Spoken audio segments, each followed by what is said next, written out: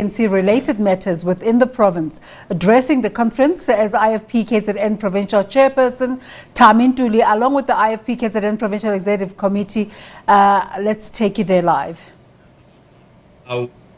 Tragically, it did not disappear completely with the advent of democracy. Through repeated evidence, it is clear that the ANC in KwaZulu-Natal has never given up for that agenda. This was proven again last week when Mr. Thami Ntuli, the ANC Provincial Secretary for KwaZulu-Natal, lodged a scathing attack on the IFP and its founder, Prince Mangoso Tubuthelezi. The IFP has become used to such attacks. But what worried us in this instance was the disdain shown by the ANC in KwaZulu-Natal for the Zulu royal family.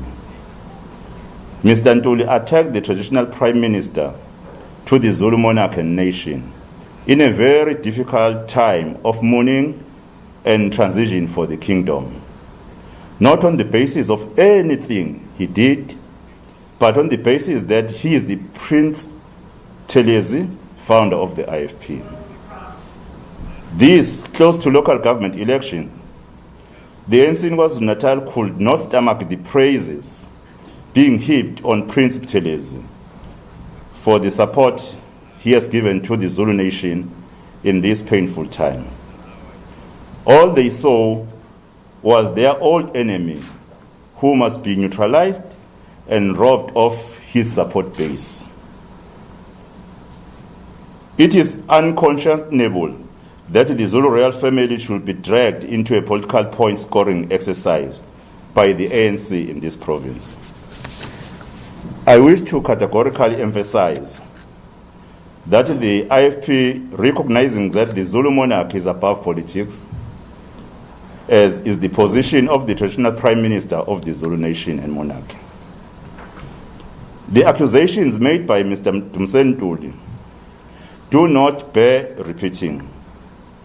But we note that he has provided no explanation and no evidence whatsoever for his claims that the IFP is, in his words, trying to, I quote, divert the direction that is supposed to be persuaded by the Zulu kingdom and trying to cause confusion in society by appropriating the Zulu kingdom, close quote. What is perhaps of greater concern than this volley of nastiness from the provincial ANC is the silence on the matter from the ANC at a national level. If this attack came at any other time, we'll not be surprised, but there are talks underway between the national leaders of the IFP and the ANC, seeking reconciliation between our two parties. How can the ANC at national level talk reconciliation while the ANC at a provincial level attacks IFP and its founder in such a despicable and gratuitous way? Are we to understand that the national ANC feels the same way as their provincial leadership? After all, Mr. Ntuli did claim to speak for the leadership of the ANC. It is really high time that the ANC at national level explained to its leadership in KwaZulu-Natal which of them is the dog and which is the tail. For as long as they allow their provincial leaders to destroy progress in reconciliation, there will be no healing in this most wounded province.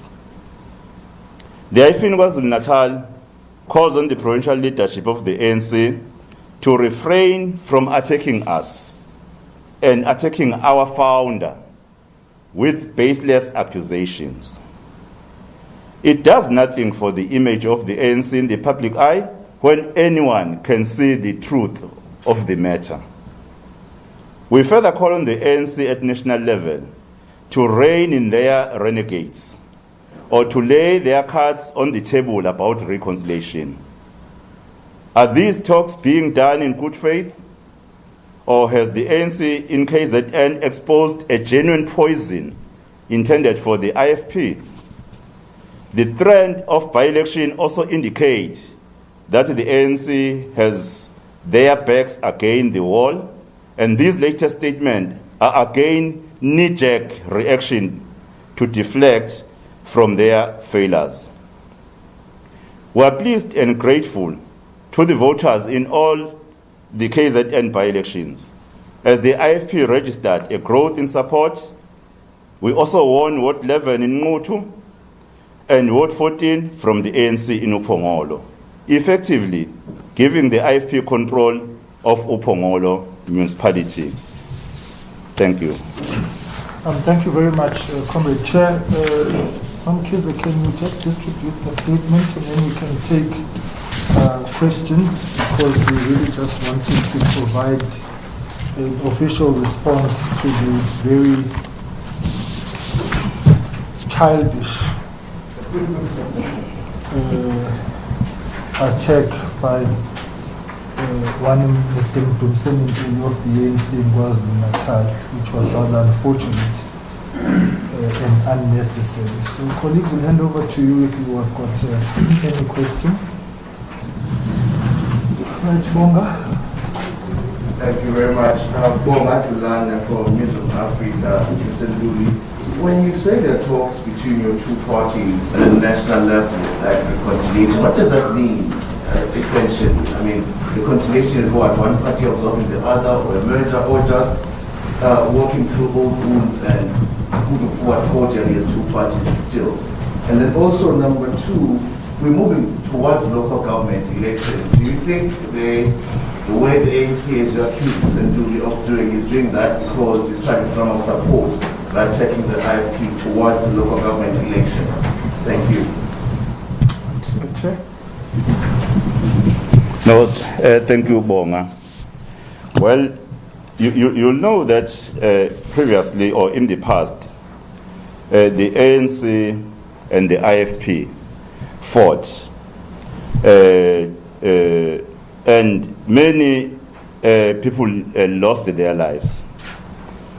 And it's important that the page of the past is actually closed, so that we're able to work together with all political parties, including the ANC, not having that kind of the history. It's all about that. We want to heal the wounds of the past, in fact, by these reconciliation talks. And I agree with you, Bonga, that actually, indeed, the ANC is realizing that it's losing the ground, especially here in KwaZulu-Natal. Since you'll recall the performance of the IFP in 2019, even currently in the current by-elections, were drastically improving the numbers. So the ANC is declining. I think they're grabbing whatever they can get so that they posture a certain image as the ANC. Thank you. Just if I may, Bonga, colleagues, a merger of the IFP and the ANC is not on the cards. To be frank and categorical. It's, as the chair said, healing the wounds of the past. Any other questions, colleagues? One last one for me. Sure. Chair, again, when you say you want the national leadership of the ANC to address these issues, the provincial leadership, are you trying to say they must explain exactly where talks are so that one way the provincial leadership follows the route of the national leadership, or are you just saying you're disappointed that the national leadership does not come out and lash the provincial leadership for their attacks, as you say, on the President Emeritus? Well, Bonga, it appears as if the provincial leadership and the national leadership are not singing in the same hymn book. Because at a national level, something different is happening. And at a provincial level, the attitude of the provincial leadership is the attitude, in fact, which shows that they have a vendetta against the IFP. They have something, or they see the IFP being a threat, and then they use whatever so that they will paint a picture which is not becoming for the voters in KwaZulu-Natal.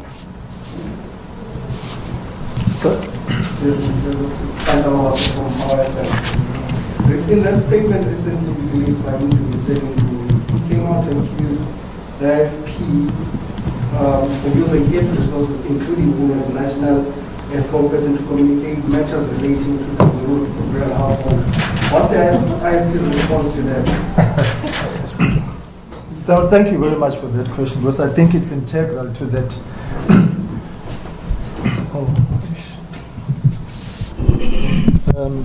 I think that question is central to what we're trying to explain.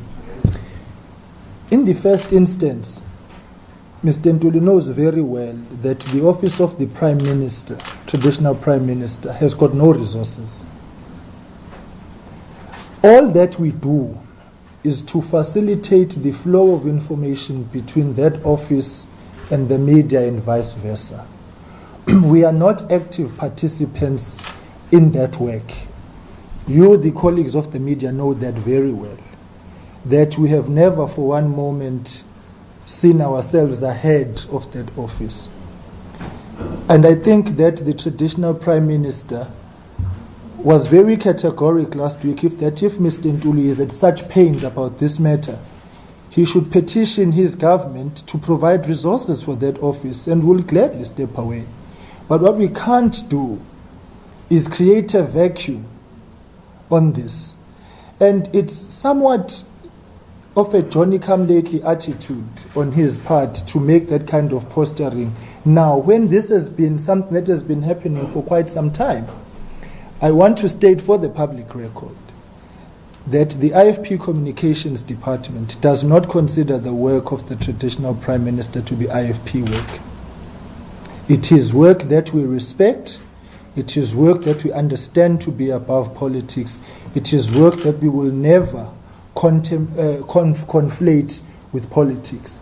The irony is for Mr. Ntuli to go publicly to say the Premier has gone to meet the King and then say to give the King an ANC commitment of support.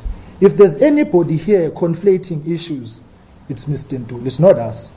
But he wants to drag us into a public spat on a matter which ordinarily is not political. So I want to say, without any fear of contradiction, that if Prince Mangosuthu Buthelezi needs my help or the help of any other South African in the execution of his duties, we're going to provide it. And in fact, this goes back to the old issue insofar as how government treats traditional leadership and funding thereof. I just want to conclude, Chair, by saying I find it strange that Mr. Ntuli would profile himself now as the messiah of the highest level of respect for traditional leadership. It just begs the question, where was he when the IFP almost didn't go to elections in 1994, demanding that the institutions of traditional leadership and the monarch be recognized in the democratic dispensation, when Chapters 7 and 12 of the Constitution have not been amended up to now for the provision of that recognition that we've been talking about. So all of a sudden, he now wants to come out and pretend as though there's some goodwill on his part. None of it exists. It's all public posture, but it's anchored in a very myopic vendetta, which is a perpetuation of what the chairperson has been saying, that the wounds of the past have to be healed. And he is perpetuating that agenda with this very childish behavior. That's what it is. It was an unnecessary, misguided, and misplaced public rant for all intents and purposes. So, on the issue of the resources, yes, we do assist Prince Mangosuthu Buthelezi, but not in a political capacity. That's why we don't even attend any of those things in IFP regalia or IFP colors. That's why he's never held those press conferences, even in this very building here. You were there, you are the witnesses to that. Manje angimazi ukuthi Mr. Ntuli ushiswa yini. Ufudumele nje. So it's very regrettable that he would have done that. But all in all, we are a conduit of the flow of information. Where an IFP's response is required on any of these matters, then we'll certainly provide it. But I think our witnesses are yourselves, the media, who know that we have never for one moment actually used that access. We are the ones that have our resources, your contact numbers. Mntwana doesn't have them. Manje uthi awathathephi. So loku qina kwakhe kuyangikhathaza. Right, there was a hand here. Baba. From the SABC. My first question is that we would like to get a background on the talk between the ANC and the IFP. When did they start? And how far are they? Because now we do see that the province, and you are saying that the province seems to be not doing what the national body is doing with the IFP. So we want to get that info. And then secondly, we do see that when it comes to elections, no one can say that I have a 3/3 majority in the province, for instance. As we are approaching the local government elections, are there any talks between the ANC and the IFP in relation of coalition government in municipalities? Chair, if I may just deal with the talks, and then you will take coalitions. These talks are old as the founding of this party. They go back as far as 1979, the London meeting, which Prince Buthelezi attended with an IFP delegation and Mr. Tambo attended with an ANC delegation. And they led to where we are today. There have been 3 asides, 10 asides, many asides. But our conviction as the IFP has always been try and fail, but don't fail to try. Because 20,000 people lost their lives in the low-intensity black-on-black violence in this country. IFP people died, ANC people died. That's why it's always ironic when people will seemingly paint the IFP with the brush of violence as if we seated here do not have graves we can point to of people that died. Over 12,000 of that 20,000 people were IFP people. Therefore, it's imperative that the talks take place. That is precisely why in 1999, Prince Buthelezi and President Thabo Mbeki unveiled a memorial in Thokoza in Gauteng of both IFP and ANC victims in recognition of the fact that talks had to happen. It's precisely why President Mbeki offered Prince Buthelezi the position of Deputy President in 1999 in the country as a furtherance of the government of national unity to foster reconciliation between the two parties. But it's the ANC in this province, there again, that collapsed and derailed those talks. So I can speak here ad nauseam about this.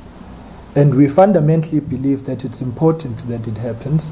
There has been a meeting between Prince Mangosuthu Buthelezi and President Cyril Ramaphosa in December 2019 about these very matters.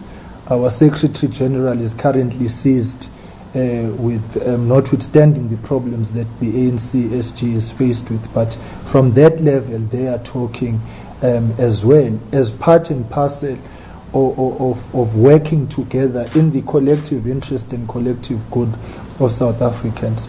So really, as far as we are concerned, the ball is in the ANC's court at this point in time. We are committed as the IFP to these talks, and we are committed to a finalization of them which is logical and cooperative, in the sense that we must be able to politic against one another without the albatross of open wounds of the past. That's where we are.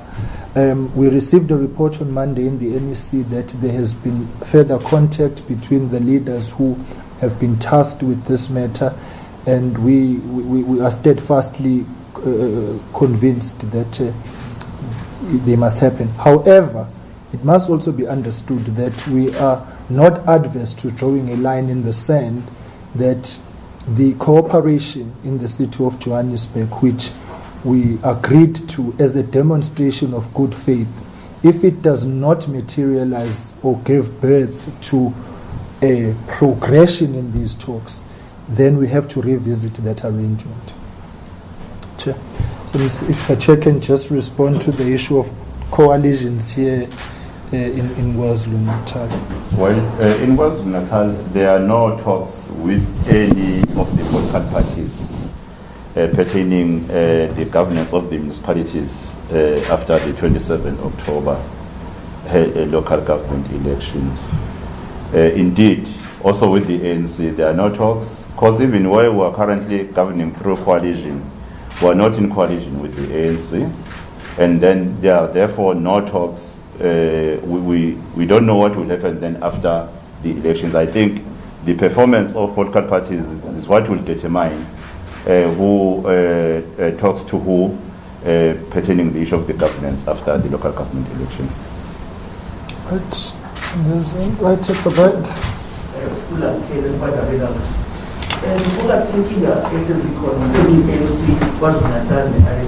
I was calling from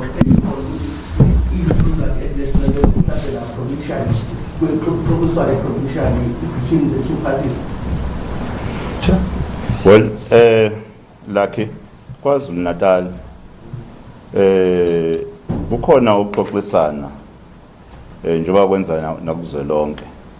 Kodwa kuneyingqinamba ezikhona ngoba kunodaba lokubizwa kweregion kaKhongolose ngomzala Nxumalo. Esilokhu saxoxa nalabo kaKhongolose la KwaZulu-Natal ukuthi ngoba ibona abangamele isifundazwe leSazulu-Natal kufanele kube udaba abasukumelayo ukuze balungise ngoba engxoxweni kuzwelonke ukhombisa ukuthi kuzwelonke bayafisa ukulungiseka kodwa laba kaZulu-Natal bahamba kancane okukhombisa cha bona abanendaba nakho ukuthi kulimaza kangakanani lokho esifuna ukwakha ukuthi kube khona ukuthi kuphole amanxeba lana esikhathi esedlule. Ukuxoxa kwethu ke kwaba nalezo ngqinamba ngoba ikona impela okusemqoka kakhulu kwakufanele ukuthi sidlule kubona ukuthi balungise lolu daba ngoba bayawazi umlando kwencwadi le eyabhalwayo eyayihlasela kakhulu iqembu ihlasela kakhulu nomsungulu weqembu manje mabe sebethatha ke sebeyobiza ke iregion yabo lokho kusho ukuthi baqhakambisa wona leyo propaganda okuyiyona esithi cha ayilona iqiniso manje fanele bakulungise lokho abangakwenzeki.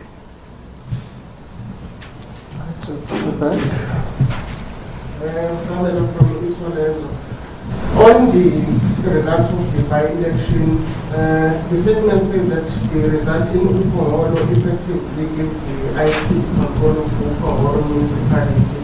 I mean, we know that will depend on other opposition parties that support them. You already started those talks with the other opposition parties. Are you even considering taking control of that municipality, changing the mayor, considering the airport, local government elections coming in October, right? Well, I think there is a general concern with what is happening in Opongolo municipality. As we were going for the elections, there were concerns even from other...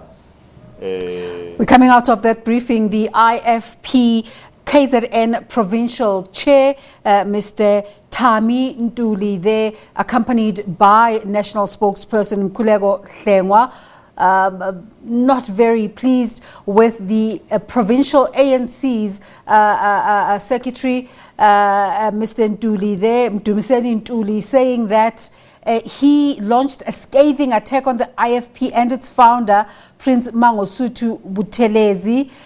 They're saying that what worried them was that he has the disdain shown by the ANC in KZN for the Zulu royal family. They say Ntuli has provided no explanation and evidence for his claims that the IFP is trying to divert and this is the crux of their complaint, that Thami Ntuli says the IFP is trying to divert the direction that is supposed to be pursued by the Zulu Kingdom and trying to cause confusion in society by appropriating the Zulu Kingdom, to which Mr. Hlengwa says the IFP is not officially involved in the Zulu traditional leadership matters, but they're calling on the ANC in KZN to refrain from attacking us and attacking our founder, which is the traditional Prime Minister Mangosuthu Buthelezi.